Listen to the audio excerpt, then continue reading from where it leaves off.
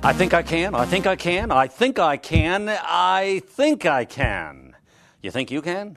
What's the secret to walking on hot coals, I wonder? You know, you hear that expression sometimes, and I always wonder, are they out of their mind or what? It's Malcolm all out here.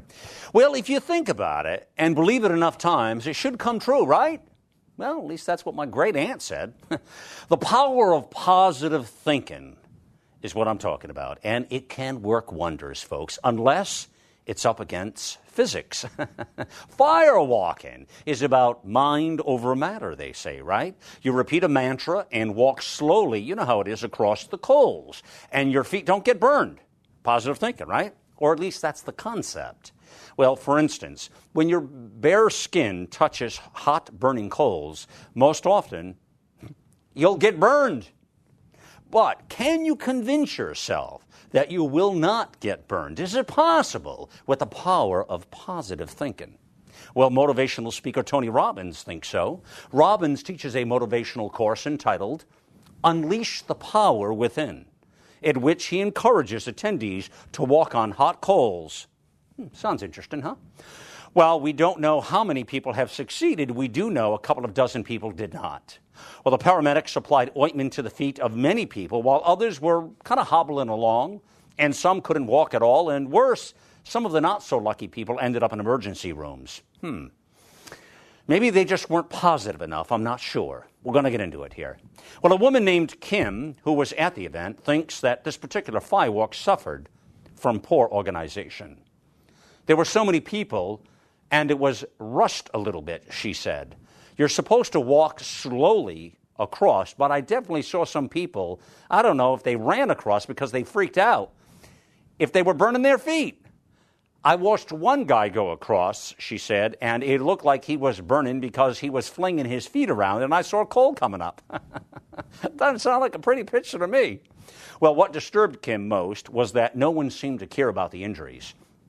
Ambulances were called, and she didn't hear an apology or any response from Robbins himself. So when Kim asked a crew member if it was normal for so many people to get hurt, the crew member responded, "Oh, people got hurt? You're kidding me." They acted like it was really a very minimal thing.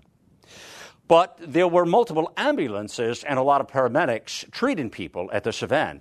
Well, there was a fire crew there treating people, and they were acting like it was no big deal. But a ton of people truly got burned.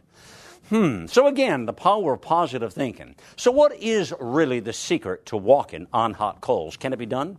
Well, according to How Stuff Works on the web, you got to love those sites, you know, How Stuff Works, right? It's a trick. Okay, well, let's hear the trick.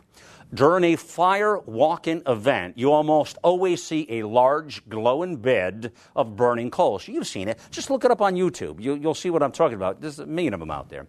The bed may be 10 feet long or so, and the glowing coals are real. People actually do walk across the red-hot coals in bare feet.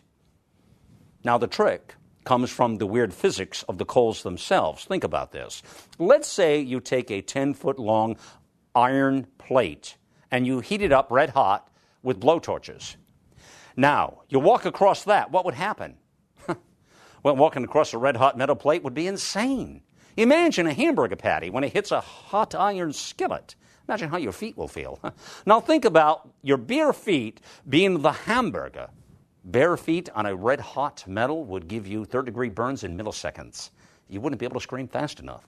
So what's really going on here?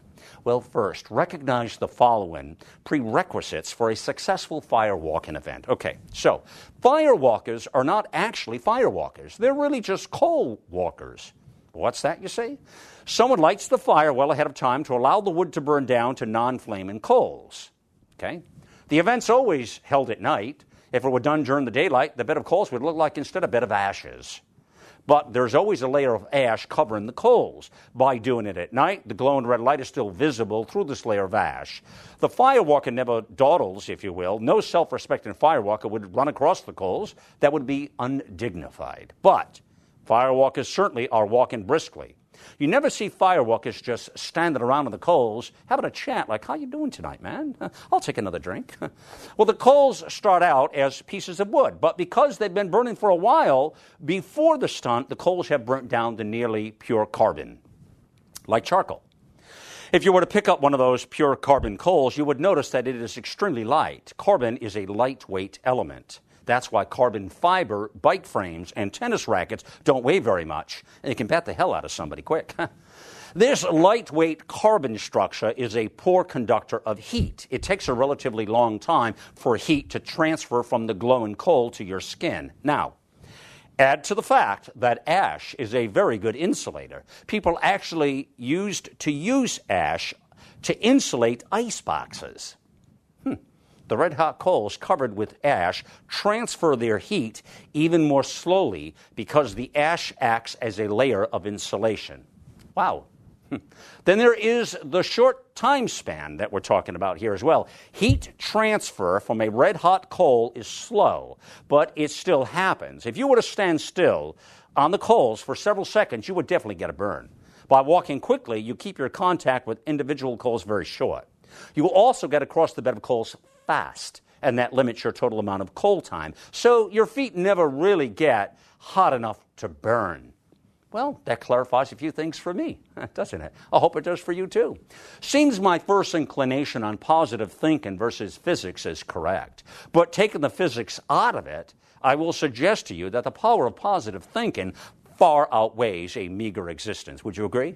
The fact is, when you take your agenda one step further than you ordinarily would, you'll already be in a position of strength, folks. Listen, I'm always telling you to make the leap on this show, right? Well, here's your chance. If it's me and there's a row of hot coals in front of me, why walk on them slow or fast when I can leap over them and be positive in the process? I love the concept. The question is, when are you going to make the leap?